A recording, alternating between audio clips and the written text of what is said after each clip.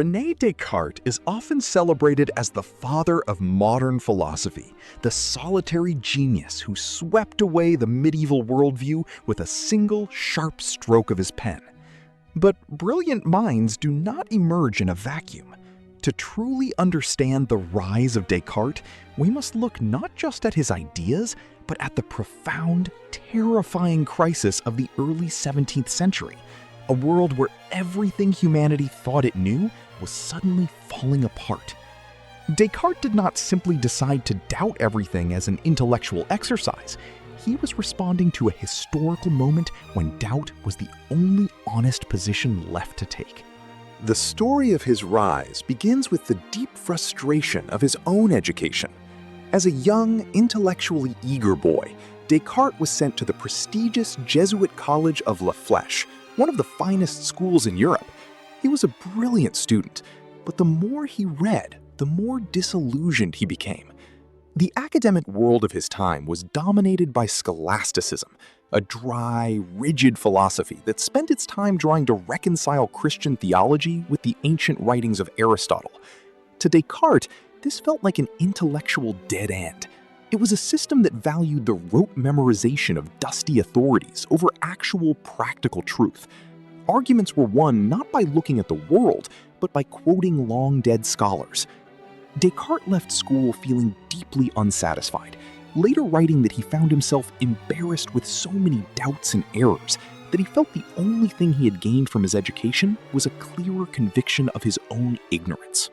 While the universities remained stuck in the past, the physical universe itself was being radically and unsettlingly redrawn. For over 1,000 years, humanity had lived with the comforting certainty that the Earth was the stationary center of the cosmos, around which the sun and stars perfectly revolved. But Copernicus, Kepler, and finally Galileo were proving otherwise.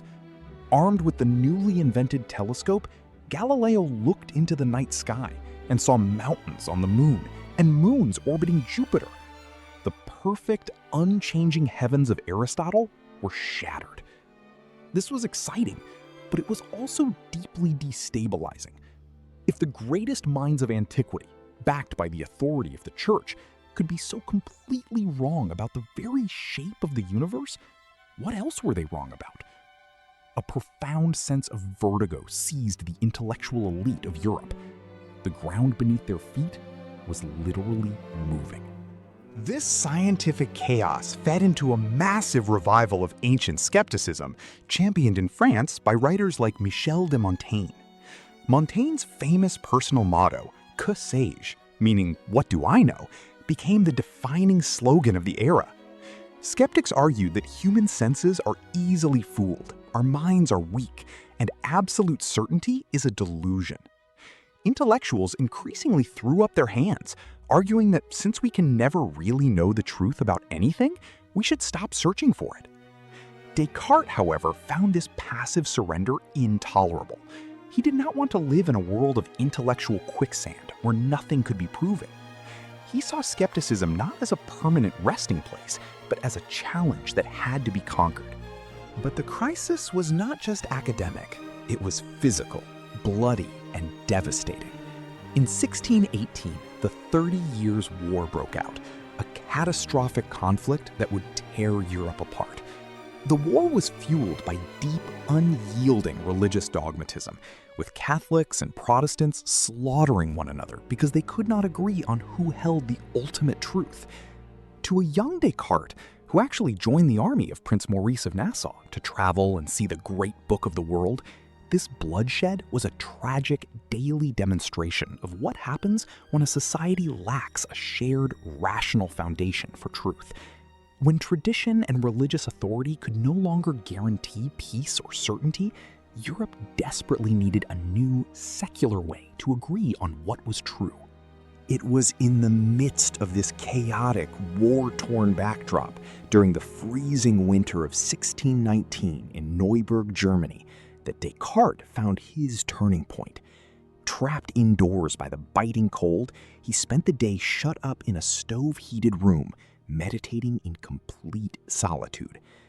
Surrounded by a continent in ruins and an intellectual landscape in free fall, he realized that if he wanted to build something stable and lasting, he could not rely on the crumbling ruins of medieval science, the dogmas of the church, or the paralyzing despair of the skeptics. He had to demolish the entire structure of human knowledge and rebuild it from the ground up, using the only tool that could not be corrupted: the light of individual human reason. The rise of Descartes was therefore a rescue mission.